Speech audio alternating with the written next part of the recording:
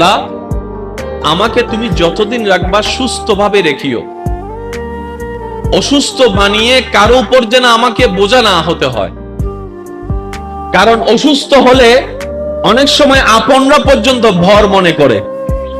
প্রস্রাব পায়খানা যখন অসুস্থতার কারণে বিছানায় করা লাগে, মানুষ ঘেন্না করে।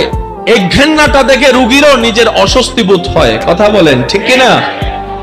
আল্লাহ, আমি যেন সুস্থ থাকতে থাকতে ঈমান নিয়ে ইজ্জতের সাথে দুনিয়ার থেকে যেতে পারি, সে তৌফিক তুমি আমাকে দিও।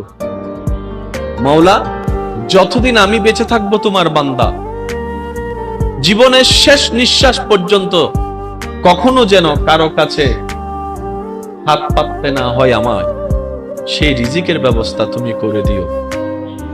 আল্লাহ গো, আমি যখন দুনিয়াতে থাকবো না, আমার সন্তানদের ব্রেইনে মনে তুমি এমন নূরের আলো দান করিও, তারা যেন মা বাবার জন্য অন্তত হাজার ব্যস্ততার ভিতরে একটু যেন দোয়ার হাতটা তোমার দরবারে তুলে এমন সন্তান ব্যবস্থা করে দিও।